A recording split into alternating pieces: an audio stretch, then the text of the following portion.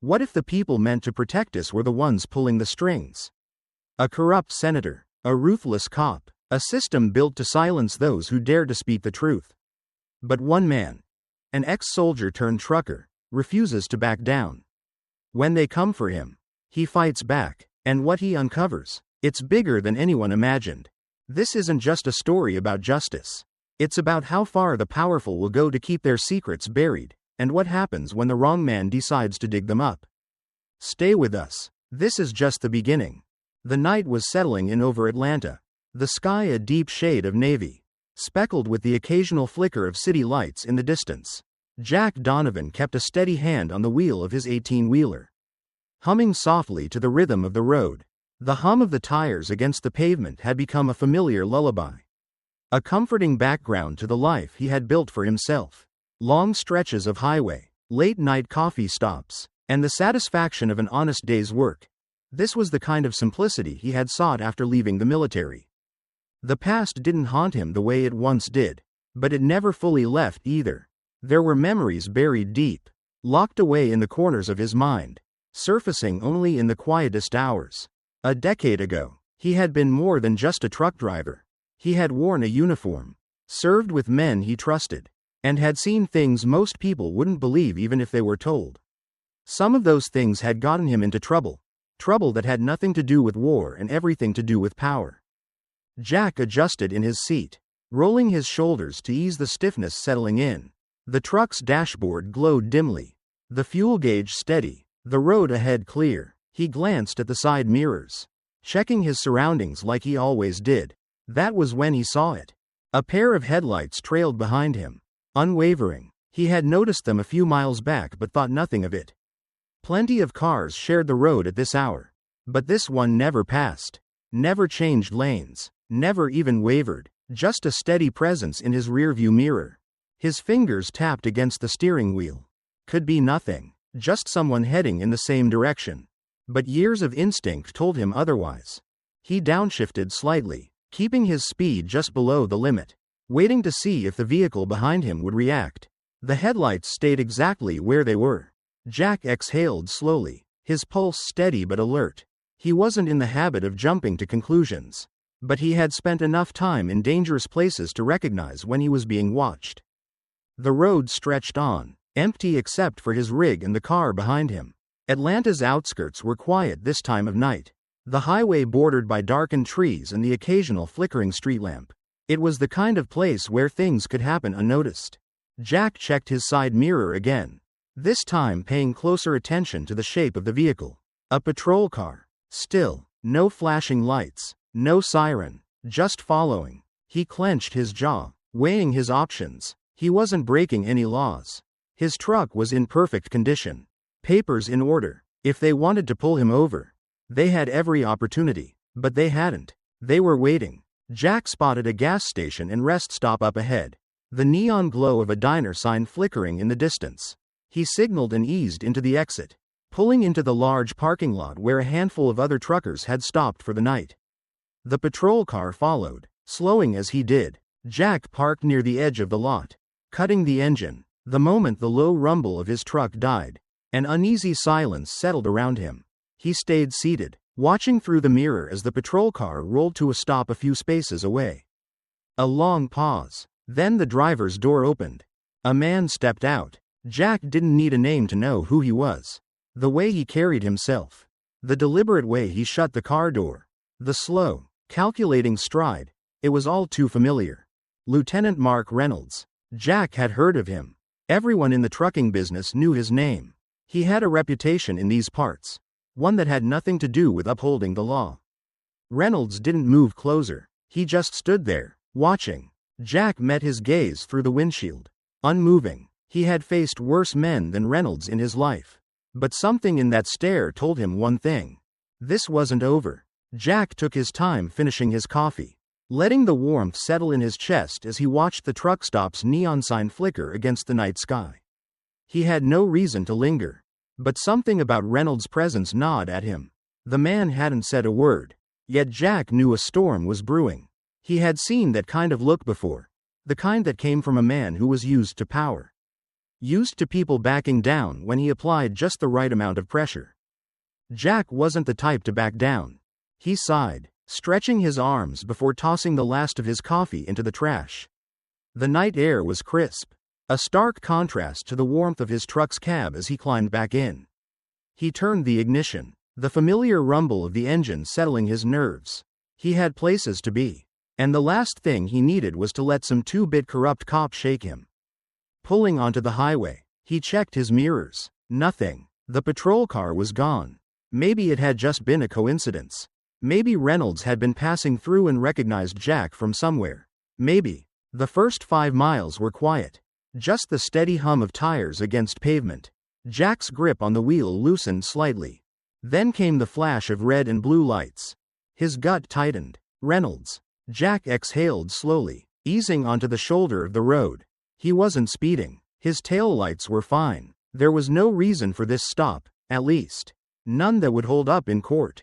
But Jack had been around long enough to know that didn't matter. He turned off the engine, resting his hands on the wheel as he watched the patrol car pull in behind him.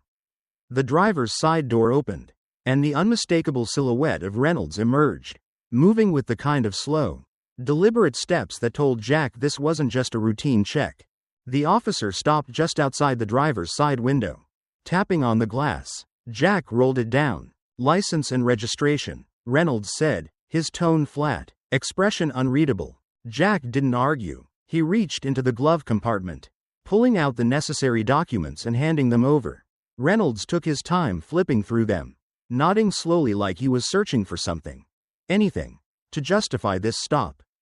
After a beat, he looked back at Jack, a smirk curling at the corner of his mouth. "Jack Donovan," he mused. "Came across your name once or twice." Jack didn't react. He simply waited. Reynolds glanced down at the paperwork again, then handed it back. "Your papers are clean. So's your truck. But you understand, a man like me has to be thorough." Jack met his gaze evenly. "That so?" Reynolds rested an arm against the doorframe, leaning in just slightly. "You're a military man. I respect that. But guys like you come back from overseas, think you can just slip into civilian life like nothing happened. Truth is, you've all got ghosts. Some of you carry baggage that makes men like me concerned." Jack didn't blink. Reynolds smiled, like he had just laid some great truth bare.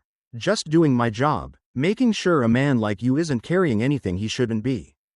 Jack kept his voice level. "You got a reason to suspect I am?" Reynolds let the question hang between them before finally straightening, brushing non-existent dust off his uniform. "No, not yet." Jack's knuckles tightened slightly around the wheel. He knew this game. Reynolds was setting the stage, planting the seed of suspicion. It didn't matter if Jack was clean now. Reynolds was making sure that, if he wanted to, he could come back with a reason later. A movement caught Jack's eye. Across the road, a man stood outside a small gas station, cigarette glowing in the dark. He had been watching the whole time. But the moment Jack's eyes met his, he turned away, disappearing inside. A witness. Not that it would make a difference if things went sideways. Jack forced himself to relax, though every instinct told him to stay on high alert. "We done here?" Reynolds didn't respond right away. He lingered, like he was debating whether or not to push further. Then, finally, he stepped back. "You're free to go," he said, voice light, almost casual. Jack reached for the key, ready to turn the ignition. "But," Reynolds continued, tone shifting, "do yourself a favor. Don't drive through Pinevale again. I won't be this generous next time." Jack turned, meeting his gaze. There it was, the real reason for the stop. A warning. Reynolds took a step back, tipping his head slightly before turning away and heading back to his cruiser. Jack watched him go, waited for the red and blue lights to fade before finally starting his truck. He pulled onto the road, heart steady, mind already racing. This wasn't a routine stop. It wasn't a coincidence. Reynolds knew exactly who he was, and he wanted Jack to know that. Jack had been on the road for hours, but his mind wasn't on the highway. Something about the way Reynolds had spoken to him kept replaying in his head. The words were simple, but the message was clear. Pinevale wasn't just another stop on his route, it was a warning sign. And he had driven straight past it. The further he got from that town, the more he told himself to let it go. But instincts weren't that easy to shake. And Reynolds wasn't the kind of man to let things slide. By the time he pulled into Atlanta, the city lights stretching across the horizon, Jack decided he needed a second opinion. There weren't many people he trusted with things like this, but Ethan Carter was one of them. Ethan had been a lawyer long before Jack ever met him. But the man hadn't started out that way. He had been a soldier. Just like Jack, before law school took him down a different road. Now, he spent his time fighting cases that others were too afraid to take. Cases against bad cops, corrupt officials, and the kind of men who thought the law was just another tool to control people. Jack found him in a small diner just off Peachtree Street. Ethan was sitting in a booth near the window, his suit jacket draped over the seat beside him, sleeves rolled up, looking like he had been there for a while. Jack slid into the seat across from him. "You look like hell," Ethan said, setting down his coffee. Jack smirked. "Feels about right." They caught up quickly, the way old friends do. Small talk that meant something, but didn't last long. Then, Jack got to the point. He told Ethan about Pinevale, about Reynolds, about the way the cop had made it clear that Jack wasn't just another driver passing through. Ethan leaned back, his fingers tapping idly against the table. "That name, Reynolds, it's familiar. I've heard it in some civil rights cases.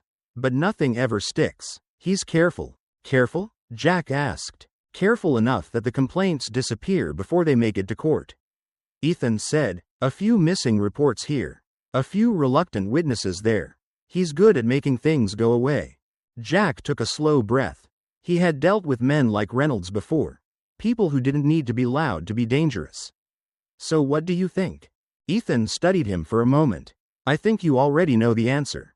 When cops like him pick a target, they don't stop, they escalate." Jack nodded. That was what he had been afraid of. Ethan sighed, rubbing a hand over his face. "Look, Jack, I know you. You're not the kind of guy to run. But I need you to be smart about this. If Reynolds is testing you, that means he's not done yet." Jack didn't argue. There was no point. He already knew what was coming. That night, he checked into a small roadside motel just off the highway. It wasn't much, just a bed, a bathroom, and a TV with bad reception, but it was enough. He didn't plan on staying long anyway. The motel was quiet, the kind of place people came to when they didn't want to be noticed. Jack locked the door behind him. Dropping his bag near the bed, he sat on the edge for a moment, rolling his shoulders, trying to shake the weight that had settled there. Then, someone pounded on the door. Jack's head snapped up. Another knock, louder this time. "Police, open up." His gut tightened. He moved slowly, his mind already working through the possibilities. He hadn't done anything illegal. He had nothing to hide. But he also knew that, in situations like this, the truth didn't always matter. When he opened the door, two men stood outside, their uniforms crisp, their expressions blank. Billy Grayson and Tim Carter. Jack didn't know their names yet, but he recognized the type. Cops who weren't there to serve or protect. They were Reynolds' men, and they weren't even trying to hide it. Carter, the taller of the two, stepped forward. "We got a report of illegal substances in this room. You mind stepping aside?" Jack didn't move. "You got a warrant?" Grayson smirked. "We don't need one. Hotel management gave us permission to check the room." Jack exhaled slowly. He had two choices. Stand his ground and make things worse, or let them in and watch them do whatever they came to do. Either way, the outcome would be the same. He stepped back. "Go ahead." They took their time, checked under the bed, rifled through his bag, even lifted the lid on the toilet tank like they expected to find something stashed there. It was all for show. Grayson tossed Jack's duffel onto the bed, emptying it out like he expected something to fall out. When nothing did, he turned to Carter. "You see anything?" Carter shook his head. "Not a damn thing." Grayson clicked his tongue like he was disappointed. "Shame." Jack folded his arms, waiting. "You done?" Grayson turned to face him, tilting his head slightly. "Not quite. You're acting pretty tense. That makes me think you've got something to hide." Jack's jaw tightened. "Or maybe I just don't like people going through my stuff." Grayson stepped closer. "That right?" Jack didn't blink. Then, before he could react, Carter reached for his arm, twisting it behind his back. Jack tensed, but he didn't resist. Fighting back would give them exactly what they wanted. Grayson stepped back, watching. Look at that. We ask a few questions. And suddenly you're hostile. I think that qualifies as resisting. Jack clenched his jaw. You're making a mistake. Carter pulled the handcuffs from his belt, snapping one around Jack's wrist. Grayson leaned in, lowering his voice just enough that only Jack could hear. Reynolds wants to talk to you. Jack exhaled through his nose, forcing himself to stay calm. They weren't arresting him. Not really. They were delivering a message. Jack had been inside many holding cells before, but this one felt different. The walls were a dull, off-white, worn down from years of neglect. The air thick with the scent of stale coffee and institutional cleaning chemicals. A metal bench ran along the back wall, its surface cold against his hands as he sat, back straight, eyes focused on nothing in particular. It wasn't the confinement that bothered him.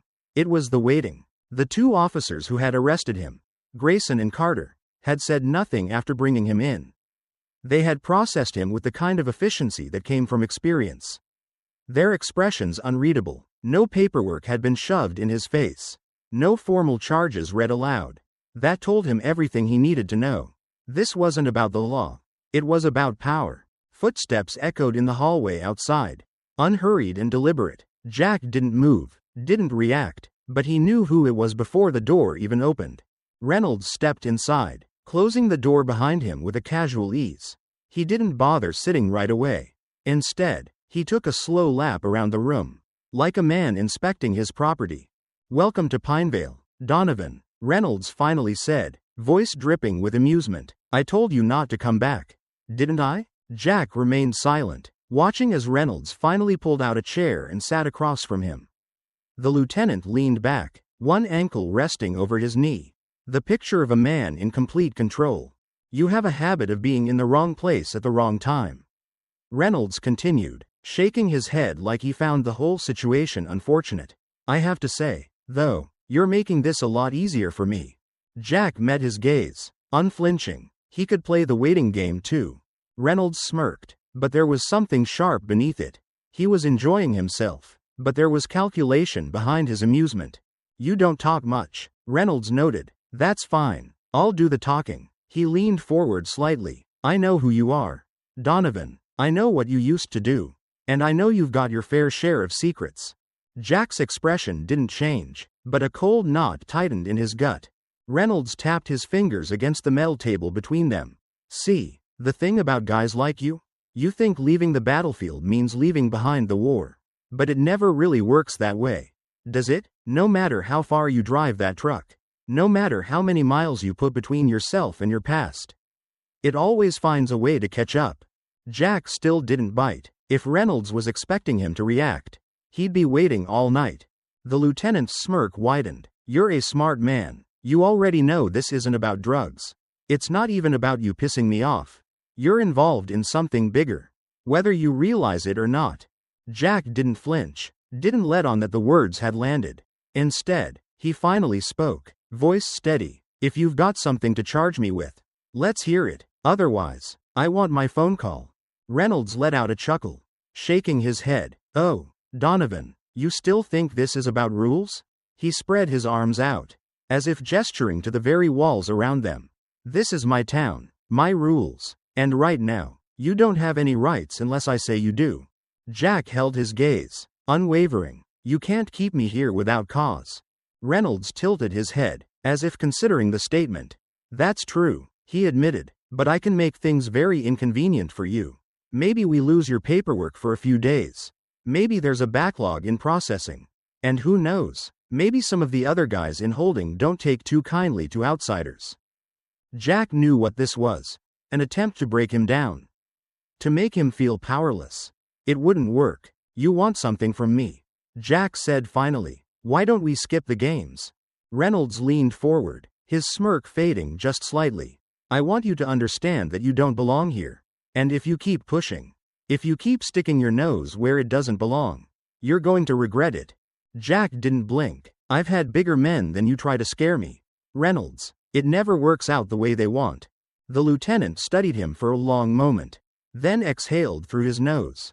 As if disappointed. "Suit yourself," he said, standing. "I guess you're spending the night here." Then, Jack watched him head for the door, knowing full well the man wasn't bluffing. Then, just as Reynolds reached for the handle, a voice rang out from the hallway. "Jack Donovan is leaving with me." Reynolds stiffened, turning just as Ethan Carter stepped into view, a folder tucked under his arm, his expression as calm as ever. Jack didn't move, but a small wave of relief settled in his chest. Ethan held up a sheet of paper, handing it to Reynolds with deliberate slowness. "This is a court order for his immediate release," he said, "unless you'd like to explain to a judge why you were holding him without cause." Reynolds took the paper, his jaw tightening as he scanned the text. Jack could see the flicker of frustration in his eyes, the brief clench of his fist before he smoothed it over. For a moment, it looked like he might argue. But then he smiled, slow and dangerous. He stepped closer to Jack, lowering his voice just enough so that only he could hear. "This isn't over," he murmured. "You just made the biggest mistake of your life." Jack held his ground. "We'll see about that." Reynolds took a step back, pasting on his usual smirk as he gestured toward the door. "Enjoy the rest of your night, Donovan. Something tells me it's going to be a long one." Jack walked out of the station with Ethan by his side, the cool night air hitting him like a splash of water. He had won this round, but he knew Reynolds wasn't the type to let things go. This wasn't just a crooked cop flexing his authority. This was something bigger, and Jack needed to find out what it was before it was too late. Jack stepped out of the Pinevale Police Department, the night air pressing against him like a heavy weight. The parking lot was mostly empty, save for a few patrol cars and a street lamp that flickered weakly overhead. The silence should have been comforting, but it wasn't. He could feel it. Eyes watching him from somewhere unseen, waiting to see what his next move would be. He walked toward his truck, but before he could climb in, his phone buzzed in his pocket. He pulled it out, glancing at the screen. Richard Hayes. Jack hesitated for a second before answering.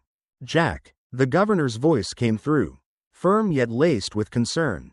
"I just got word you were arrested in Pinevale. What the hell is going on?" Jack exhaled slowly. He had expected this call, but he wasn't sure how much he wanted to share. Hayes wasn't just an old friend. He was the governor of Georgia, and pulling him into this mess could have consequences neither of them were ready for. "It was nothing," Jack said, keeping his tone neutral. "Bad cops. Bad luck. I'm handling it." A pause. Then, "Bull. If it was nothing, I wouldn't have just gotten a report flagged by my office." Jack ran a hand over his face, leaning against his truck. "I appreciate the concern, but I don't need favors." "You think that's what this is?" Hayes sounded almost offended. "I know you, Jack. I know when you're walking into something dangerous. And from where I'm sitting, it looks like you just stepped into the middle of something you don't understand." Jack glanced around the lot again, that feeling of being watched never quite leaving. "I get the sense I'm starting to." "Listen to me," Hayes said, his voice dropping lower. "If Reynolds is involved, you need to be careful. He's not just another cop on a power trip. He's got connections, and if he sees you as a threat, he won't stop until you're out of the picture." Jack tightened his grip on the phone. "Then I'll make sure I'm not an easy target." Jack. He ended the call before Hayes could say more, not because he didn't appreciate the warning, but because he already knew what it meant.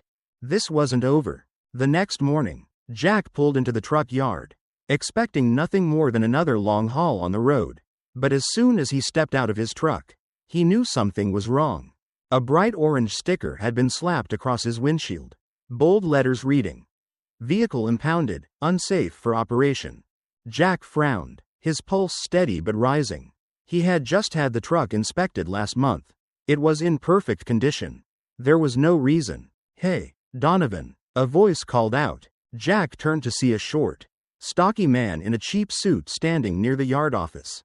He recognized him immediately. Nathan Porter, a low-level state inspector with a reputation for making problems appear when it suited him. Porter smirked as he approached, flipping through a clipboard. "Looks like your truck's got some violations. Brakes aren't up to code. Possible emissions issue. Real shame." Jack folded his arms. "That right? Because I just passed inspection in this very yard a month ago."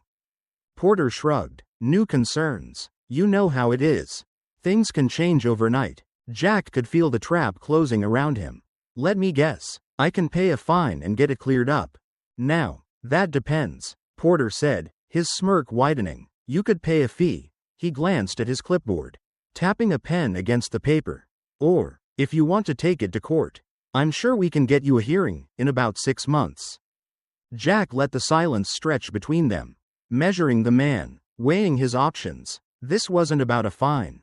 This was about cutting him off at the knees. A man like him without a truck was a man without a livelihood. You and Reynolds work this out together. Or is he just giving orders? Jack asked, his voice calm, even. Porter's expression flickered just slightly before he forced a chuckle. I don't know what you're talking about, Donovan. I'm just doing my job. Jack took a step closer, lowering his voice. You tell Reynolds he's gonna have to try harder than this. Porter's smirk faded, but he didn't say anything else. He just turned and walked away. Jack exhaled, his jaw tight. They weren't trying to arrest him anymore. They were trying to ruin him. Later that afternoon, as Jack sat in a coffee shop, trying to figure out his next move, his phone buzzed again. This time, it wasn't a call, it was an email. The subject line read, "Last warning." Jack opened it, and his stomach turned. Attached was a photo, grainy but clear enough to make out. It was of him, standing outside the Pinevale police station in handcuffs. The kind of picture that could be spun in any direction, used however someone wanted. Below it was a single line of text. Leave Pinevale before things get worse. Jack clenched his jaw. They weren't just coming after his truck. They were trying to erase his credibility, make sure he had no ground to stand on. And yet, they still weren't making their play outright. That meant they were testing him, seeing how far they had to push before he backed down. They were going to be disappointed. That evening, Jack drove to Ethan's office, needing a plan, needing to figure out the next move before they made one for him. But the moment he stepped onto the sidewalk outside the building, his pulse spiked. The glass door was shattered. Jack moved quickly, stepping over broken shards, scanning the dimly lit office. Papers were strewn across the floor, the desk overturned, chairs knocked aside. But it wasn't the mess that made his blood run cold. It was Ethan. He was on the floor near his desk, one hand pressed against the side of his head, blood seeping between his fingers. His breathing was heavy, but he was conscious. Jack crouched next to him. Ethan, what the hell happened? Ethan winced, shifting slightly. Someone didn't like that I got you out last night. Jack scanned the room, his muscles tense. Did you see who it was? Just one guy, Ethan muttered. Didn't recognize him, didn't have a badge, but he knew what he was doing. Jack's hands clenched into fists. How long ago? Maybe 10 minutes. Ethan took a shaky breath.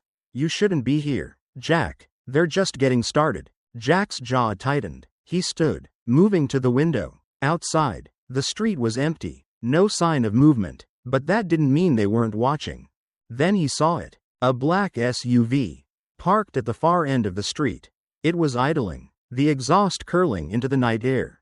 The second Jack laid eyes on it, the driver hit the gas, pulling away. Jack didn't chase. He didn't need to. He had his answer. This wasn't about him anymore.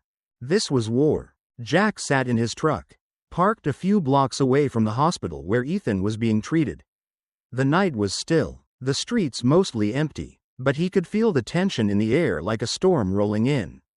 His friend had been attacked. His truck had been shut down.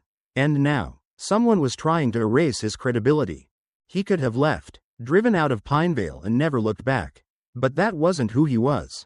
Reynolds wasn't acting alone. That much was clear. The question was, who else had a stake in this? And why had Jack suddenly become a target? He needed answers, and there was only one person he knew who might be willing to help. Cassandra Lewis. She worked out of a small office above an old bookstore in downtown Atlanta. It wasn't much, just a cluttered desk, stacks of papers, and a couple of computers humming in the background. The kind of place that said she wasn't in it for the money. When Jack knocked on the door, he heard the sound of a chair scraping against the floor, followed by footsteps. The door opened just wide enough for a sharp pair of eyes to study him. Jack Donovan, she said, arms crossed. Didn't think I'd ever see you again. Jack gave her a nod. Didn't think I'd have a reason to be here. She hesitated before stepping aside. Come in. Jack walked in, taking in the organized chaos around him. Cassandra had always been relentless. She didn't just report the news. She dug until she found the truth. No matter who it pissed off. That was why she had more enemies than friends. She shut the door, leaning against it. So, what brings you to my side of the world? Jack met her gaze. I need information. Cassandra let out a dry laugh. That's funny, because the last time you needed information, you disappeared for 5 years. Jack sighed. That wasn't personal. She studied him for a moment before shaking her head. You always say that. She moved toward her desk, sifting through a pile of notes. All right, let's hear it. Who are we looking at? Jack sat down across from her. Lieutenant Mark Reynolds, Pinevale PD. Her expression darkened. Yeah, I know that name. Jack leaned forward. How much do you know? Cassandra opened a file drawer, pulling out a thick folder. She tossed it on the desk between them. Enough to know he's dirty. But you don't need me to tell you that. Jack flipped through the pages. Complaints, reports, lawsuits that never made it past internal review. But one thing stood out. There's almost nothing on him before 2015. Jack muttered. It's like he didn't exist before then. Cassandra nodded. Because that's when he transferred to Pinevale. Before that, he was with a different department. A place where things went bad fast. Jack looked up. Where? Cassandra hesitated before answering. Fort Bragg. His stomach tightened. Military police. Jack had spent enough time around guys like Reynolds to know what that meant. Cassandra sat down across from him. There's one case I never got any real answers on. A homicide investigation back in 2014. Victim was a former soldier. Name was David Connolly. Jack's hands stiffened around the folder. He knew that name. Jack and Cassandra left the office an hour later. The city had gone quiet. Streetlights casting long shadows on the pavement. Jack was still processing what he had just learned. David Connolly had been an Army veteran. Just like him. Just like Hayes. The official report said he was killed in a mugging gone wrong. But Cassandra's research told a different story. There were no robbery signs. No missing wallet. No personal belongings taken. Just a single gunshot wound to the head. And the officer in charge of the case? Mark Reynolds. Jack tightened his jaw. This wasn't a coincidence. As they walked toward Jack's truck, Cassandra suddenly stopped, her eyes narrowing. Don't turn around. Just listen. Jack's body went still. He had spent years in war zones, learning how to read danger without making a move. He didn't need to look to know what she had seen. We're being followed, she murmured. Jack exhaled slowly. How long? Since we left the office. White sedan. 2 guys inside. Jack kept walking, his mind racing. He needed to know if they were just watching or planning something worse. Get in the truck, he said quietly. Cassandra hesitated. Jack, now. She obeyed, slipping into the passenger seat as Jack climbed in behind the wheel. The moment the door shut, he turned the engine over and pulled into the street. The sedan followed. Jack took a few turns, making sure it wasn't just paranoia.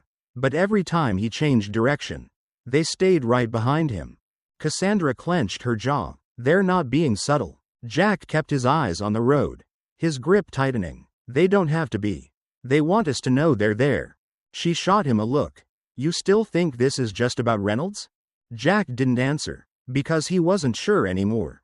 15 minutes later, they were back at Cassandra's office. The sedan had finally backed off. But Jack knew it wasn't over. As Cassandra unlocked her door, Jack stepped aside and pulled out his phone.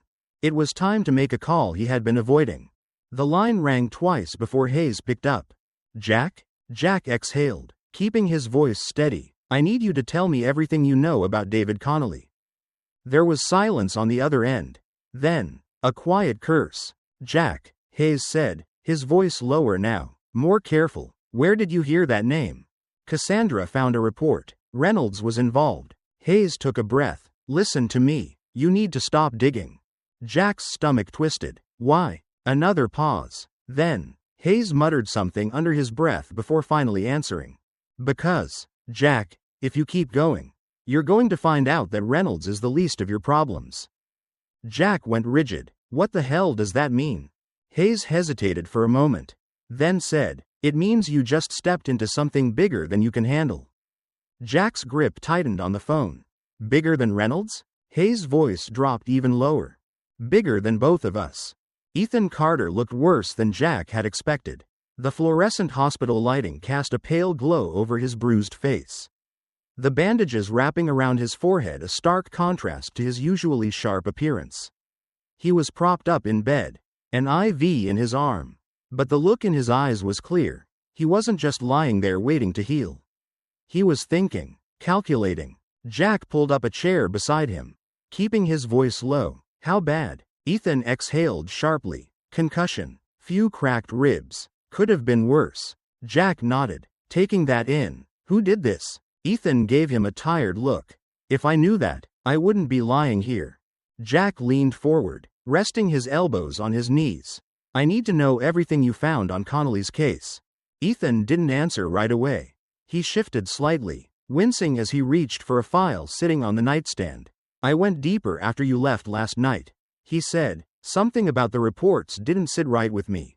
And then I found this. Jack took the file, flipping it open. It wasn't thick, just a few pages. A mix of scanned documents and handwritten notes. Ethan continued. The case was originally ruled a robbery gone wrong. But the details didn't add up. No missing wallet, no stolen car, no forced entry at his house. He pointed to a report near the bottom of the stack. And this? This was change. Jack scanned the document. It was the official case file. But something was off. The suspect's name had been redacted, replaced with a vague description that meant nothing. Someone covered it up, Jack muttered. Ethan nodded. And guess who signed off on the final report? Jack didn't have to guess. He already knew. Reynolds. Ethan's eyes met his. Whatever happened to Connolly? It wasn't just a random act of violence. He knew something, and someone wanted him silenced. Jack sat back, jaw tightening. This was bigger than just corruption. It was murder. And now, Jack understood why Reynolds was after him. Rachel Connolly lived in a quiet neighborhood outside of Savannah. The drive was long, the roads lined with towering pines, the air thick with the scent of the nearby river. Jack and Cassandra arrived just after sunset, parking a few houses down to avoid drawing attention. Rachel's house was modest, the kind of place built for comfort rather than show. A porch light flickered as Jack knocked on the door. A few moments passed before it creaked open, revealing a woman in her late 30s. Her auburn hair pulled back into a loose ponytail. Her eyes flicked between Jack and Cassandra. Guarded but not unkind. Mrs. Connolly? Jack asked. She hesitated. Who's asking? Jack kept his voice steady. My name is Jack Donovan. I served with David. Her eyes widened slightly, but she didn't move. Jack pressed on. I think he was killed because of something he knew. I need your help to find out what that was. Rachel studied him for a long moment, then stepped aside, opening the door wider. Come in. They followed her into the living room. It was neat, but there were signs of a life disrupted. An unopened stack of mail on the coffee table. A half-folded blanket draped over the couch. A framed wedding photo slightly askew on the wall. Rachel sat down, motioning for them to do the same. I haven't talked about David's death in years, she admitted, rubbing her hands together. No one ever listened. Jack leaned forward. I'm listening. Rachel swallowed, nodding slightly. David had been restless before he died. Paranoid, almost. He told me if anything happened to him, it wouldn't be an accident. Cassandra jotted something down. Did he say why? Rachel hesitated before answering. He had a drive, a flash drive. He wouldn't tell me what was on it. But he said it was important. Said it could ruin people. She shook her head. Then one day, it was gone. And 2 weeks later, so was he. Jack's chest tightened. Do you know where he kept it? She exhaled slowly. I don't. He never told me. But if you're right, if he was killed for what he knew, then that drive is the reason why. Jack nodded, his mind already working through the possibilities. Cassandra set her notepad down. Rachel, if David was being watched, then you might be too. Have you noticed anything unusual? Rachel hesitated. No, but sometimes I feel like someone's been here. Things moved out of place. My back door unlocked when I swore I locked it. Jack's instincts flared. You need to leave town. At least until we figure this out. Rachel looked away, struggling with the thought. Then she nodded. All right, but promise me something. Jack met her gaze. Find out who did this, she said, and make them pay. Jack's voice was firm. I will. They stepped outside into the cool night air. Jack was still turning over everything Rachel had told them when Cassandra stiffened beside him. Don't look now, she muttered, but we're not alone. Jack didn't turn immediately. Instead, he glanced toward the street, catching the faint glint of metal in the darkness. A car, no plates. And then, just as he processed it, the door swung open. A man stepped out, dressed in black, his face covered. Jack barely had time to register the gun before the first shot rang out. Down, Jack shouted, shoving Cassandra behind the truck. The bullet shattered the passenger side window, glass raining down as they took cover. Jack reached for the pistol he kept under the seat, his pulse steady despite the chaos. Another shot whizzed past, embedding itself into the wooden railing of Rachel's porch. Jack inhaled sharply. Then, with practiced precision, he popped up from behind the truck and fired. The attacker flinched as the bullet grazed his shoulder. He stumbled, cursing, before diving behind his own car. Jack didn't wait. He moved fast, cutting to the side, using the darkness to his advantage. The man realized too late. By the time he turned, Jack was already there. Jack grabbed his wrist, twisting the gun out of his hand before slamming him against the car. The attacker grunted, struggling, but Jack was stronger. He pressed the gun against the man's temple. Who sent you? Jack growled. The man didn't answer. He just smirked. Then, before Jack could react, the attacker yanked something from his pocket. Pepper spray. Jack turned his head just in time, but the sting still caught his eyes. The momentary distraction was all the man needed. He shoved Jack off and sprinted toward the street. Jack blinked rapidly, trying to clear his vision, but by the time he raised his weapon again, the attacker was already gone, tires screeching as the car peeled away. Jack cursed under his breath. Cassandra ran over, breathless. You okay? Jack nodded, still wiping his eyes. Yeah, but he wasn't here to kill us. Cassandra frowned. What do you mean? Jack knelt beside something on the ground. The attacker had dropped a patch, black and gold, a police emblem. Jack turned it over in his hands. It read, Pinevale Police Department. He looked up at Cassandra, his expression hard. This wasn't just some hired gun. She swallowed. Reynolds? Jack's voice was cold. He's got a whole damn army. Jack didn't like breaking into police stations. Not because he wasn't good at it. Years of military training had made sure of that, but because it meant things had gotten desperate. He had exhausted every other option. Reynolds had made it clear that he wasn't going to stop until Jack was out of the picture. If he wanted the truth, he was going to have to take it. The Pinevale Police Department sat on the corner of a quiet street, its brick walls and narrow windows giving it an almost fortress-like appearance. It wasn't a large station, but it didn't need to be. The real power wasn't in the building itself, it was in the people who ran it. Jack adjusted the earpiece in his ear, keeping his voice low as he whispered, You ready? On the other end, Cassandra's voice crackled through. Already made the call. Dispatch should be getting reports of a fire at the west end of town, now. Jack glanced at his watch. Right on schedule. Through the glass doors, he saw movement, officers rushing toward their cars, radios buzzing as the department shifted into emergency mode. Within minutes, most of the patrol units had peeled out of the parking lot, their sirens cutting through the night. Jack exhaled. All right, I'm going in. The records room was in the basement, past a security door that required a keycard. Jack had anticipated that. He had lifted a card from a distracted officer at a coffee shop earlier that day, something Cassandra had insisted was reckless. But he had pulled off easily enough. The hallway was empty. The fire distraction had done its job. He swiped the card, and the door clicked open. Rows of metal filing cabinets lined the room, the air thick with the scent of old paper and dust. In the center, a row of computers flickered, their screens displaying the department's digital archives. Jack moved quickly, navigating through the records until he found the one he was looking for. David Connolly. The first document that appeared was the official case file, one he had already seen. It claimed Connolly had been shot in a robbery gone wrong. Standard language, nothing unusual. But Jack wasn't here for the official version. He needed the real one. He dug deeper, searching through restricted folders until he found something else. Something that hadn't been meant for public eyes. The original autopsy report. Jack's stomach tightened as he read. David Connolly hadn't died from a single gunshot wound. He had been tortured, broken ribs, bruises consistent with restraint, ligature marks on his wrists and ankles.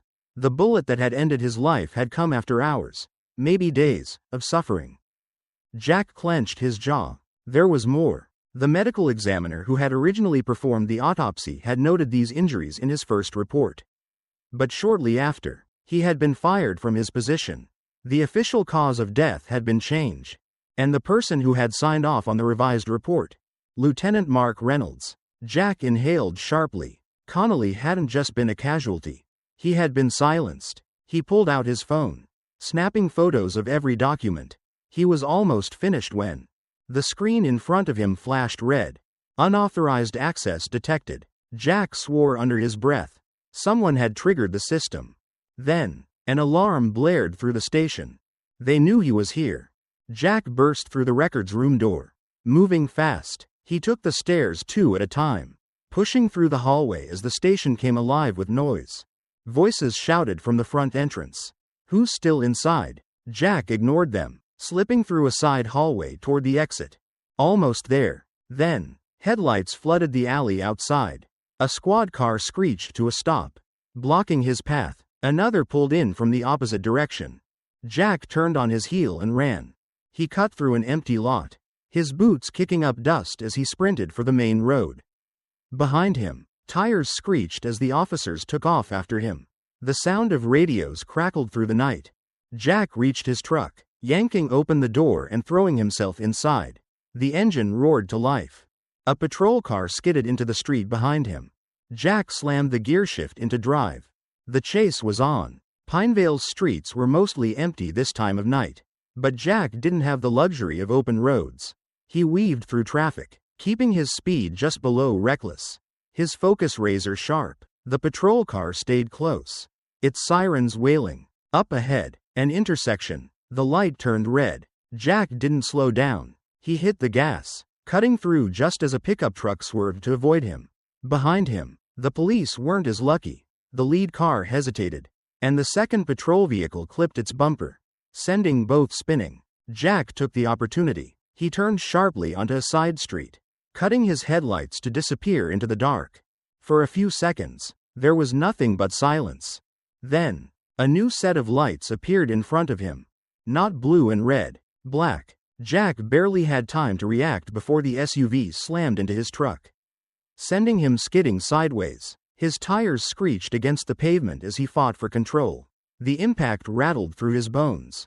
The truck groaned as it came to a stop.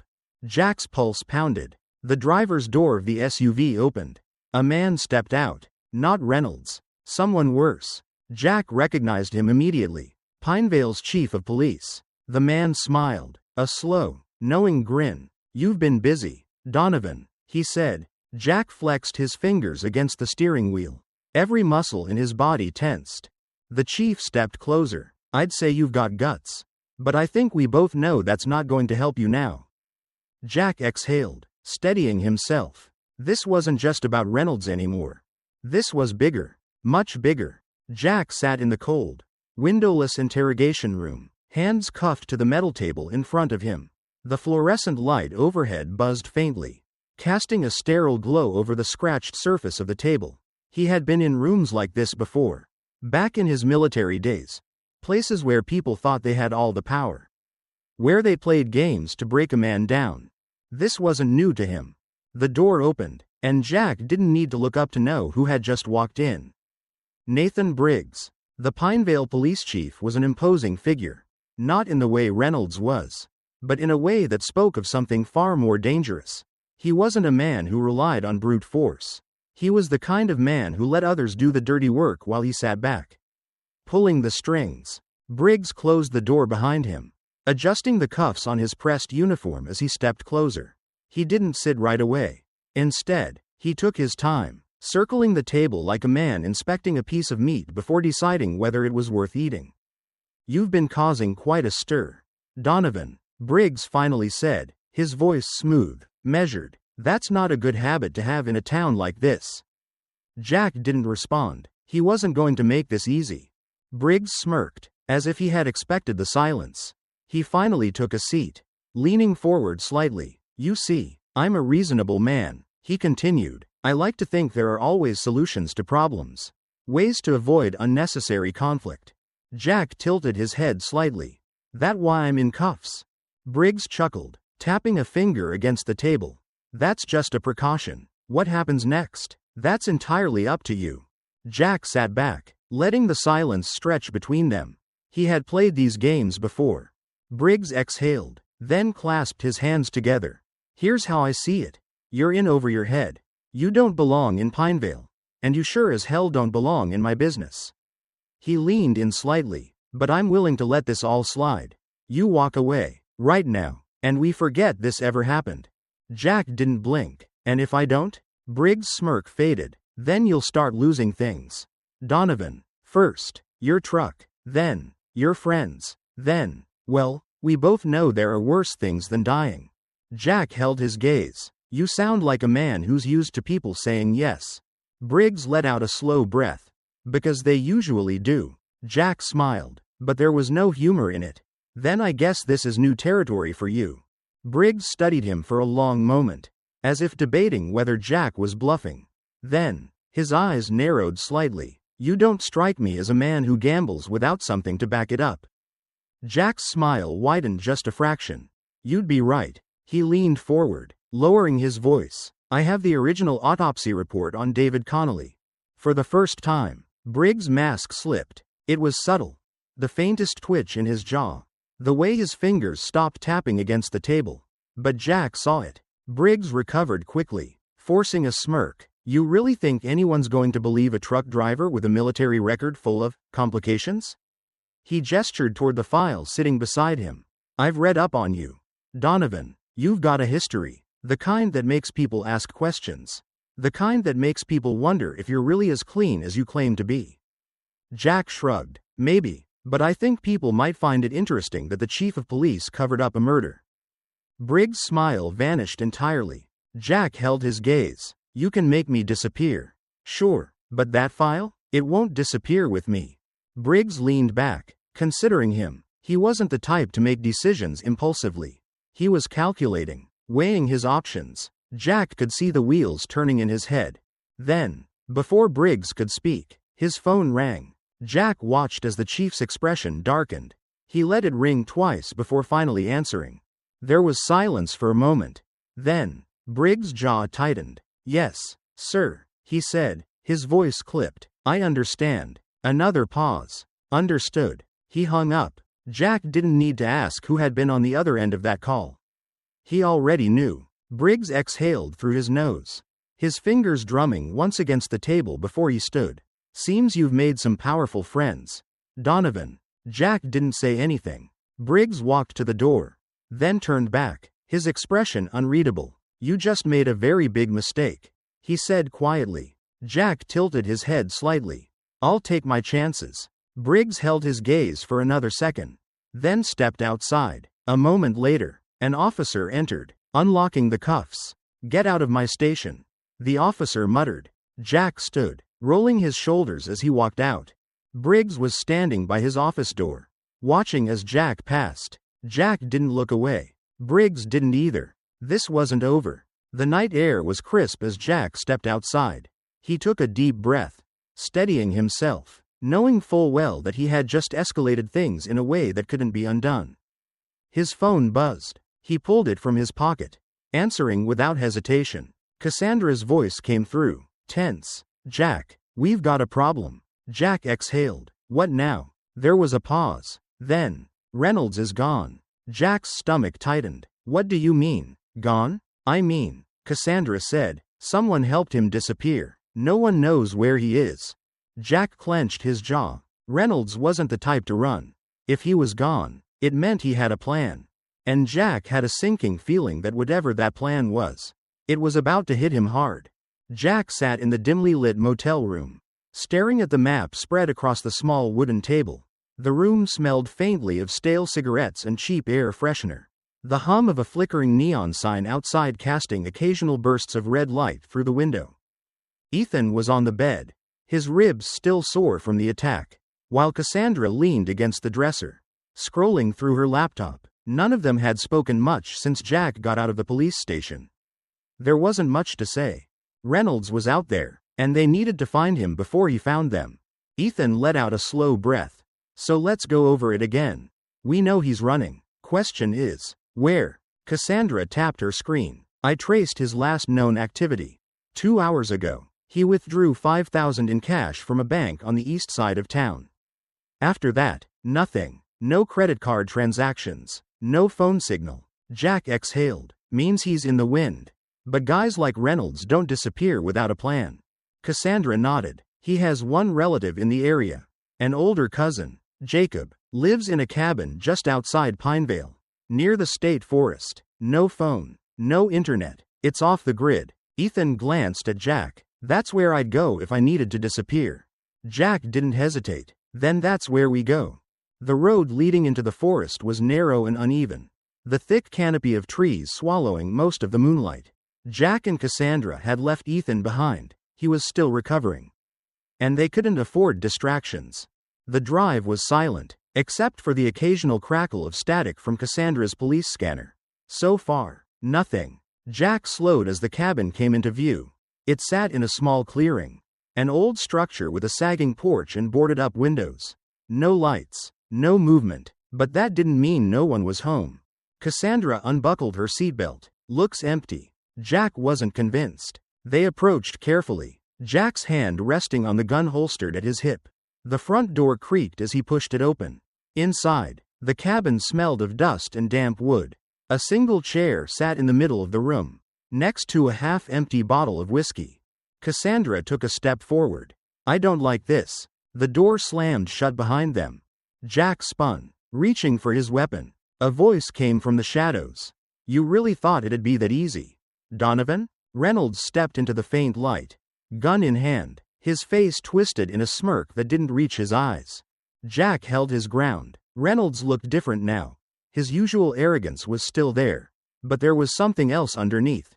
Desperation. Put it down, Jack said evenly. Reynolds laughed. You don't get to give orders. He gestured with the gun. You screwed up, Donovan. You should have walked away when you had the chance. Jack took a slow step forward. You're out of moves, Reynolds. Briggs isn't going to protect you. You're on your own. Reynolds' grip tightened. You don't get it, do you? You think this is just about me? About Briggs? He shook his head. We were never in charge. We were just pieces on the board. Cassandra's voice was quiet. Then who's really pulling the strings? Reynolds let out a bitter chuckle. You think I'm gonna tell you? I talk. I'm dead before the sun comes up. Jack's eyes stayed locked on him. You're already dead, Reynolds. You just don't know it yet. For the first time, doubt flickered in Reynolds' expression. Then, he moved. Jack didn't hesitate. The gunshot echoed through the cabin. Reynolds staggered, his breath hitching as he collapsed to his knees. Blood spread across his shirt, his fingers twitching as he tried to reach for his weapon. But the fight was over. Jack stepped closer, his voice low. Who are they? Reynolds coughed, his body shaking as the life drained from him. His lips curled into something between a grin and a grimace. You think I was the biggest fish in the pond? His voice was barely a whisper. I was just another pawn. His head slumped forward. Silence. Cassandra exhaled, running a hand through her hair. Damn it. Jack stared down at Reynolds' body, his mind already racing. They had won this fight. But the real war was just beginning. Jack sat at the kitchen table in Ethan's apartment, staring at the pile of documents spread across the surface. The apartment was small, tucked away in a quiet neighborhood in Atlanta. It wasn't the safest place to regroup, but it was off the grid enough to buy them some time. The weight of Reynolds' final words still lingered in the air. Cassandra sat across from him, scrolling through her laptop, while Ethan nursed a whiskey, his ribs still wrapped in bandages. The tension in the room was thick. Jack exhaled. We were wrong. Ethan raised an eyebrow. About what? Reynolds. Jack said. We thought he was the one pulling the strings. But he wasn't, he was just another pawn. Cassandra nodded, her eyes fixed on her screen. I've been combing through everything we pulled from the police records. Reynolds had money. More than a cop like him should have. Offshore accounts, shell companies. Someone was paying him to keep things quiet. Jack leaned back in his chair. And now that someone knows we're getting too close. Ethan swirled the whiskey in his glass. You think Briggs was the top of the chain? Jack shook his head. No, he's powerful, but he doesn't have the reach for something this big. We need to find out who does. Cassandra suddenly stopped scrolling. I think I just did. Jack and Ethan both leaned forward as she turned the laptop around. On the screen was a name they hadn't seen before, one that kept appearing in the background of multiple redacted case files. Senator Charles Whitaker. Whitaker was a career politician, the kind who had been around long enough to survive every scandal that should have ruined him. He had built his reputation as a law and order senator, advocating for tougher policing policies, stricter sentencing laws, and increased funding for law enforcement. On the surface, it all seemed standard, but when Cassandra and Jack started digging deeper, they found connections that weren't so easy to explain. Whitaker had a history with Pinevale. He had been instrumental in securing funding for the department's Special Operations Unit, an initiative that had quietly disappeared from public records. More than that, his name showed up in places it shouldn't have. Campaign donations from private security firms, meetings with corporate executives tied to the prison system, and now, his fingerprints were all over the cover-up of David Connolly's murder. Jack exhaled. Reynolds was a soldier. Briggs was a field commander. But Whitaker? He looked at Ethan. He's the one running the war. Ethan set his drink down. So what's the play? Jack didn't hesitate. We go public. This isn't just about corruption. It's bigger than that. If Whitaker is as powerful as we think, then legal channels aren't going to work. We need the public on our side. Cassandra nodded. I'll reach out to my contacts at WATL News. If we can get them the evidence, they'll run with it. Jack's jaw tightened. Good, but we need to be careful. If Whitaker finds out we're coming for him. Cassandra's phone buzzed. She glanced at it, her face immediately going pale. Jack noticed. What? She swallowed. I think he already knows. It started as a feeling. The kind of awareness that made the hairs on the back of Cassandra's neck stand up. She was used to being followed. Investigative journalism wasn't exactly a safe profession, but this was different. She had left Ethan's apartment an hour ago to meet with a producer from WATL News. It was supposed to be a quick meeting at a cafe downtown. She had taken her usual precautions, changing routes, keeping an eye on her surroundings. But when she reached the cafe, something felt off. A black SUV was parked across the street.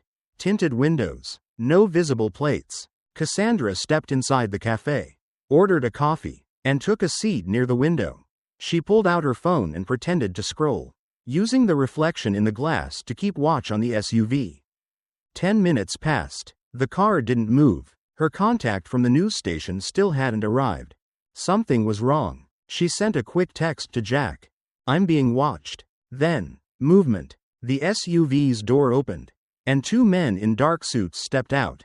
They weren't cops. They didn't move like cops. They moved like professionals. Cassandra grabbed her bag and stood up, heading for the back exit. She stepped into the alley, keeping her pace steady but quick. Behind her, footsteps. She turned a corner, ducking into a side street. She needed to get back to her car. If she could just. A hand grabbed her wrist. She spun, swinging her bag, but the man was fast. He caught it midair, yanking it away. Ms. Lewis, he said smoothly, we'd like to have a word. Cassandra yanked her arm free. I'm not interested. The second man stepped closer. That's unfortunate. Cassandra's pulse pounded. She was outmatched. If they wanted to take her, they would. Then, the sound of screeching tires. The men turned just as a truck came barreling into the alley. Headlights flashing. The driver's side door flew open. Jack, get in, he barked. Cassandra didn't hesitate. She darted toward the truck as Jack stepped out. Gun drawn. The two men froze, weighing their options. Then, the taller one smirked. You don't know what you're getting into, Donovan. Jack didn't lower the gun. That makes two of us. The men stepped back, disappearing into the shadows. Jack climbed back into the truck, pulling away fast. Cassandra let out a shaky breath. That was close. Jack's grip on the wheel tightened. No, that was a warning. He glanced at her. Next time, they won't be so polite. Jack sat in the dimly lit diner on the outskirts of Atlanta, stirring a cup of black coffee that had long gone cold. Across from him sat a man who hadn't been seen in Pinevale for nearly a decade, Frank Mallory, a former police detective who had left town under mysterious circumstances. Mallory's hair had gone gray at the temples, his face weathered with the kind of exhaustion that never fully left a man. He eyed Jack with quiet suspicion, stirring a packet of sugar into his own coffee. "You've got a lot of nerve, Donovan," Mallory said, his voice low but steady. "People don't come looking for me unless they're desperate." Jack met his gaze. "I need to know how deep Whitaker's control runs." Mallory let out a short laugh, shaking his head. "You don't want that answer." Jack didn't blink. "I already know he owns the Pinevale PD. But I need to understand how far it goes. If I want to take him down, I can't afford any surprises." Mallory sighed, rubbing his temples. "Listen, kid, I left Pinevale for a reason. I saw what happens to people who ask too many questions." Jack leaned forward. "And you're still alive because you left." "I don't have that option." Mallory studied him for a long moment before finally exhaling. "All right," he muttered, "but you're not gonna like what you hear." He took a sip of coffee, gathering his thoughts. "Whitaker isn't just some crooked politician lining his pockets," Mallory said. "He's been building this system for over 20 years. He started small, controlling local judges, pushing the right people into key positions. Then he expanded. Law enforcement, media, even federal agencies. He's got people in the governor's office, the state legislature. Hell, I wouldn't be surprised if he had friends in Washington." Jack clenched his jaw. Mallory continued. "Pinevale was his testing ground. He used the town to refine his operation, figuring out how to cover his tracks, how to make problems disappear. And let me tell you something. Anyone who's tried to fight him." He shook his head. "They don't last long." Jack leaned back, processing the information. He had expected corruption, but this was something else entirely. "If he's got that much control," Jack said, "then why hasn't he come after me directly?" Mallory chuckled. "Because he doesn't need to. You're just noise to him. A problem to be managed. But if you push too hard," he met Jack's eyes, "he'll make sure you don't get up again." Jack exhaled slowly. He had his answer. Now, he just needed to figure out how to use it. Cassandra checked the time on her phone, pacing the length of the hotel room. The press conference was set to start in 20 minutes. Jack had insisted on being the one to break the story, to present the evidence directly. The stakes couldn't be higher. Jack sat by the window, watching the street below. Ethan was on the bed, laptop open, monitoring online chatter. "Everything set?" Jack asked. Cassandra nodded. "The station is ready. Reporters are in place. Once you go on record, this thing is out of Whitaker's hands." Jack ran a hand over his face. "Then let's do it." They left the hotel, heading toward the conference hall. It never happened. 3 blocks away from the venue, traffic came to a dead stop. Police barricades, a swarm of federal agents in dark suits, a line of black SUVs blocking every entrance. Ethan cursed under his breath. "You've got to be kidding me." Cassandra's phone buzzed. She checked the screen, her face going pale. "FBI just shut it down," she said. "They're calling it a national security issue." Jack's grip on the steering wheel tightened. Whitaker got to them first. They watched as confused reporters were turned away, cameras rolling but unable to get close. Jack could already see the headlines forming. Attempted press conference disrupted by authorities. Whitaker wasn't trying to silence them completely. He was just muddying the waters, making it look like the story wasn't credible. Jack exhaled sharply. "We need another way." Ethan glanced at him. "You got a plan B?" Jack nodded. "Yeah, but it's risky." They set up the live stream in a warehouse just outside the city. No official networks, no news stations, just a camera, a laptop, and an internet connection. Cassandra handled the technical side, making sure the feed was stable. Ethan monitored real-time reactions. Jack sat in front of the camera, the weight of what he was about to do settling onto his shoulders. "This is Jack Donovan," he began, "and if you're watching this, it means we're out of time." He laid it all out. The police corruption, the cover-up of David Connolly's murder, the connection to Whitaker, the documents they had found, the money trail. Within minutes, thousands of people were watching. Then tens of thousands. Then millions. It was spreading faster than Whitaker could contain it. Jack finished with a simple statement. "They've tried to silence us. They've tried to bury the truth. But now the whole world is watching. And we're not backing down." He ended the stream. Now, it was up to the people. The next day, Whitaker stood behind a podium. Cameras flashing. His expression carefully composed. The livestream had forced his hand. He couldn't ignore the accusations. So he had called a press conference of his own. Jack, Cassandra, and Ethan watched from a hotel room, the TV volume low. Whitaker spoke in calm, measured tones. "These are baseless claims, meant to smear my record. I have dedicated my life to public service, and I will not be distracted by." Then, the interruption. A woman stepped forward from the crowd, holding a folder. "Rachel Connolly." Whitaker faltered for the first time. Rachel's voice was steady. "My husband was murdered, and I have proof." She held up a flash drive.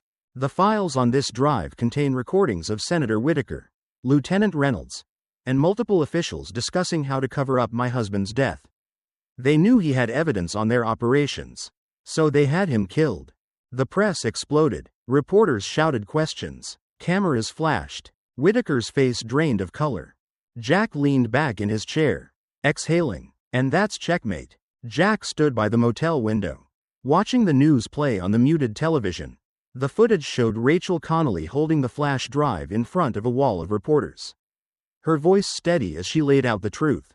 The effect was immediate. Every major network picked up the story, and within hours, Whitaker was scrambling to control the damage. His press team released a statement, calling the allegations a desperate and politically motivated attack. But the recordings Rachel had revealed were damning. Voices of powerful men discussing bribes, cover-ups, and murder. Jack turned to Cassandra, who sat cross-legged on the bed, refreshing her phone for updates. "FBI's moving in," she said. "They just announced an official investigation." Jack nodded. "It's not over yet." Cassandra sighed. "It should be. But Whitaker's got too much to lose. He won't go down without a fight." A sharp vibration rattled Jack's phone. A text message. "Unknown number. If you want your friend to live, you'll hand over everything. No cops. No tricks. You have 6 hours." Jack's grip tightened around the phone. Ethan was gone. The message included coordinates leading to an industrial area just outside Pinevale. An old warehouse. Isolated. Cassandra was already pulling up satellite images. "It's a good spot for a trap. Only 2 roads in or out. No security cameras. If we walk in blind, we don't walk out." Jack ran a hand over his face. "Can we trace his phone?" Cassandra nodded. "Already on it. They turned it off, but I got the last location before the signal went dark. Matches the warehouse." Jack exhaled slowly. "All right, we go in careful. Just us." Cassandra shot him a look. "We don't have to do this alone." Jack shook his head. "Whitaker still has people inside law enforcement. We can't trust anyone until this is over." She hesitated, then nodded. Jack checked his gun. "Let's go." The warehouse loomed in the darkness, its rusted metal exterior blending into the night. The only light came from a single flickering bulb above the entrance. Jack parked the truck a quarter-mile away. They approached on foot, keeping low, moving through the abandoned lot. Cassandra whispered, "2 guards out front." Jack nodded. "I'll take the one on the left." They moved fast, silent. Jack struck first, gripping the guard's arm and twisting hard, sending him to the ground before he could react. Cassandra took out the second one just as quickly. They dragged the bodies behind a stack of old crates. Jack checked the warehouse door. Locked. Cassandra knelt beside him, pulling out a small tool. "Give me 10 seconds." The lock clicked open. They slipped inside. The air inside was thick with dust and oil. The only sound was the faint hum of a generator. Ethan was tied to a chair in the center of the room, his face bloodied but alert. 2 men stood beside him, one holding a pistol, the other leaning in close, murmuring something Jack couldn't hear. Jack stepped forward. Let him go. The man with the gun straightened. He was older, maybe late 50s, but his posture was rigid. Trained. A professional. He smiled. You're predictable, Donovan. That's what makes this so easy. Jack's eyes flicked to Ethan. His breathing was steady, still conscious. Jack kept his voice calm. You're running out of time. The whole country is watching now. Killing him won't change that. The man smirked. I don't need to kill him. I just need you to give me the originals. Jack tilted his head. And then what? You think Whitaker walks away from this? The man's expression didn't change. Jack took a slow step forward. I don't think you understand what's happening. That file? It's already out there. Even if you kill me, even if you kill him, it won't make a difference. The man hesitated. Jack pressed. But if you let him go, maybe, just maybe, you still have a chance to disappear before Whitaker takes you down with him. A tense beat of silence. Then, a gunshot. Jack ducked as Cassandra fired from the shadows, hitting the second guard in the leg. Jack moved fast, tackling the gunman. They struggled, fists colliding, until Jack wrenched the weapon from his grip. The man lunged, but Jack stepped aside, slamming him against a metal beam. The fight was over. Jack turned to Ethan, cutting the ropes. You good? Ethan coughed. I've been better. Cassandra joined them. We need to go, now. Jack nodded. They left the bodies where they lay and disappeared into the night.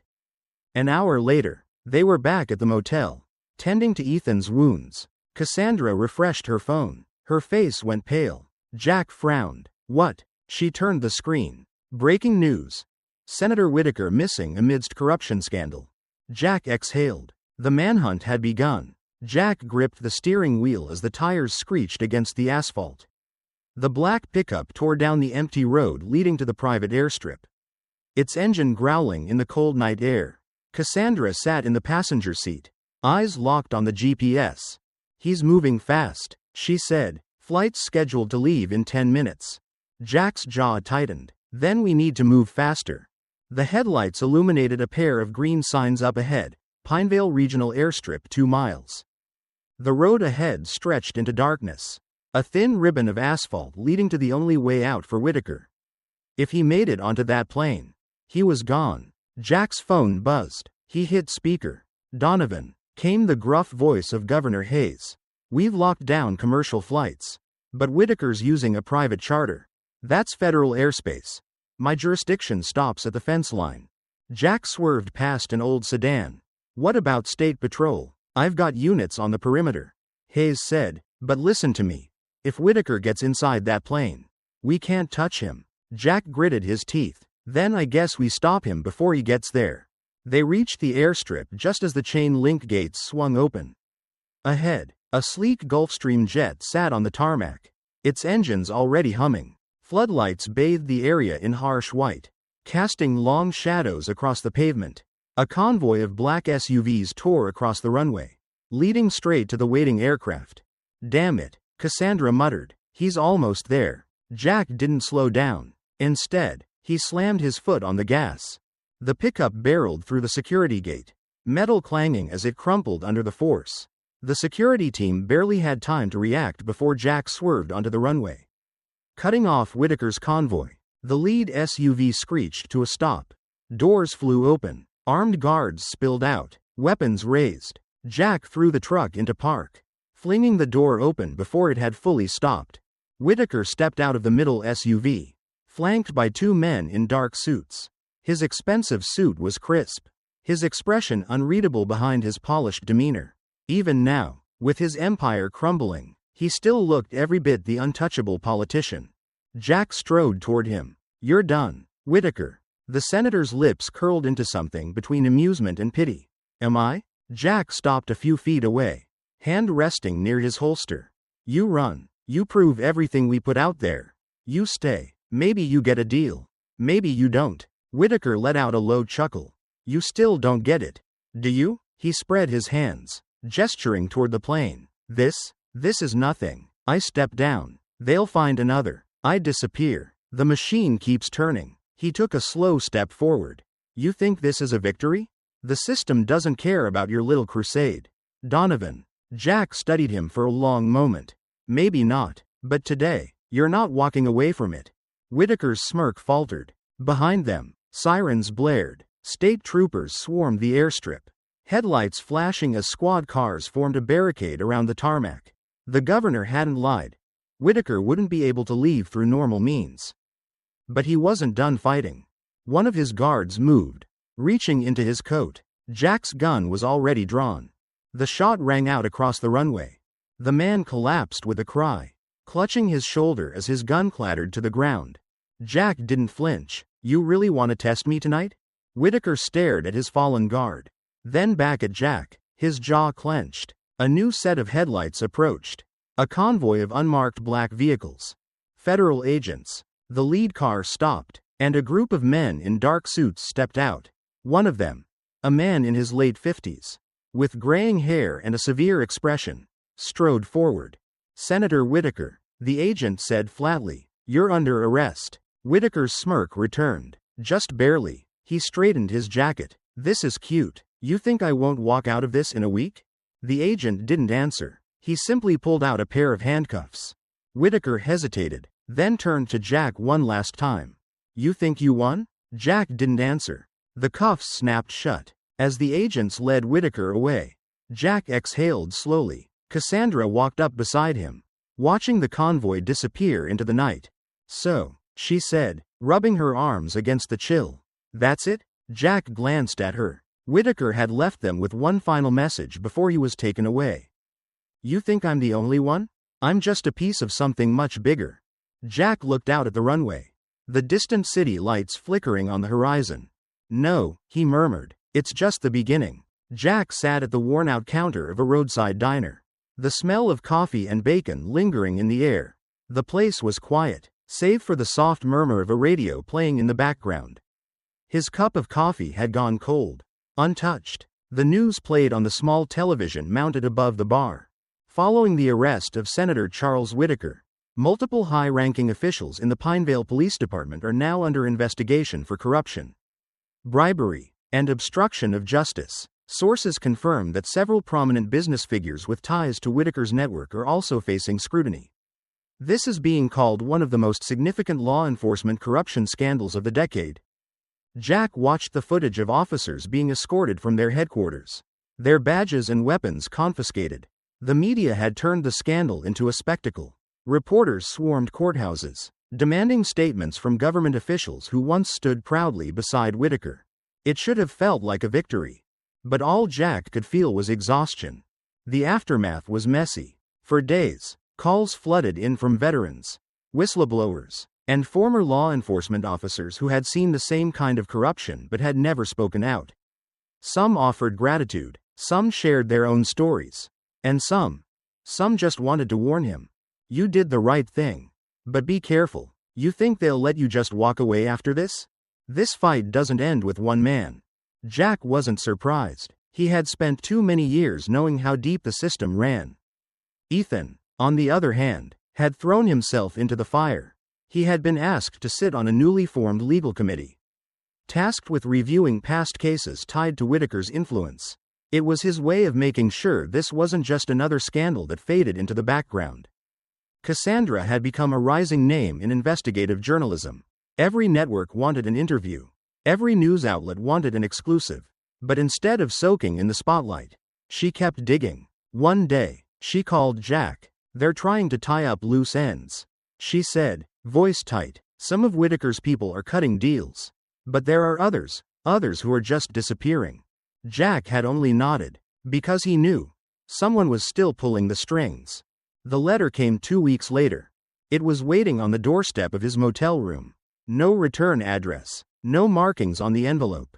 Inside was a single piece of paper.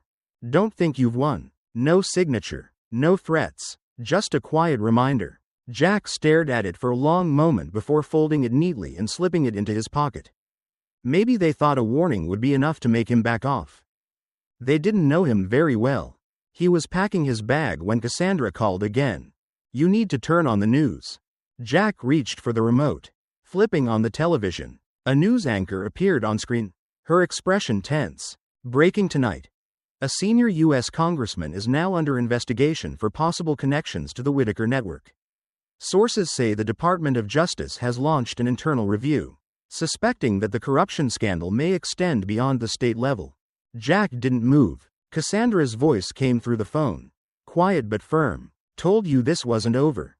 Jack exhaled, staring at the screen. No, it wasn't. It was just beginning. Jack sat in a quiet roadside diner, his hands wrapped around a mug of coffee that had long since gone lukewarm. The place was nearly empty, save for an old couple in the corner and a trucker nursing a plate of eggs at the counter. Outside, the highway stretched into the distance, fading into the hazy afternoon light. For the first time in weeks, there was no immediate danger. No gunmen, no threats, no battles to fight, and yet, Jack couldn't shake the feeling that something was still coming. Across from him, Ethan swirled his own coffee absent-mindedly. His face was still bruised from the beating at the warehouse, but his eyes were sharp as ever. So, Ethan said, breaking the silence, "What now?" Jack didn't answer right away. He had spent so long fighting, first in the military, then against a corrupt system, that the idea of stopping felt almost foreign. Ethan leaned forward. "You could make this permanent.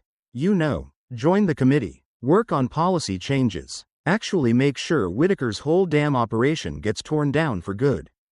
Jack smirked. "That sounds like a desk job." Ethan rolled his eyes. "It sounds like accountability. You exposed Whitaker, but there's still 100 more like him out there." Jack took a slow sip of coffee, letting the words settle. He knew Ethan was right. Cassandra walked up, dropping her phone onto the table. "I just got off the phone with my editor. They want me to run an investigative series on corruption in law enforcement." Jack raised an eyebrow. Big surprise. She ignored the sarcasm. "I could use someone who actually knows what the hell they're looking for." Jack sighed. "So that's it? You two just decided I need a new job?" Ethan and Cassandra exchanged a glance. Jack shook his head with a small chuckle. "I'm not a politician, and I'm sure as hell not a journalist." Cassandra smirked. "No, but you know how to find the truth. And people trust you to tell it." Jack leaned back in his chair, staring out the window. The thought of walking away, of disappearing into some quiet town where no one knew his name, was tempting, but every time he let his mind drift toward that kind of peace. He remembered the letter. "Don't think you've won. No, this wasn't over." Jack pushed his chair back and stood, reaching for his truck keys. Ethan frowned. "That's it? You're just leaving?" Jack glanced between them. "For now." Cassandra narrowed her eyes. "And where exactly are you going?" Jack smirked, tossing a few bills onto the table. "To see where the road takes me." The truck rumbled to life as Jack pulled onto the highway. The open road stretched ahead, miles of asphalt leading into the unknown. The weight in his chest had lifted, just slightly, replaced by something else. Purpose. But as he glanced in the rearview mirror, his stomach tightened. A black sedan followed at a steady distance. Tinted windows, no plates. Jack exhaled slowly, gripping the wheel. The fight wasn't over. It had only just begun. In the end, justice isn't about bringing down one man. It's about exposing the system that allowed him to thrive. Jack may have won this battle, but the war against corruption is far from over. How many more Whitakers are still out there? How many more secrets are waiting to be uncovered? The truth has a way of coming to light, but only if there are people willing to fight for it. What do you think? Can real change happen, or will the cycle continue? Let us know in the comments. And if you want more stories that reveal the hidden truths behind power, subscribe to Covert Truths, because the fight for justice never ends.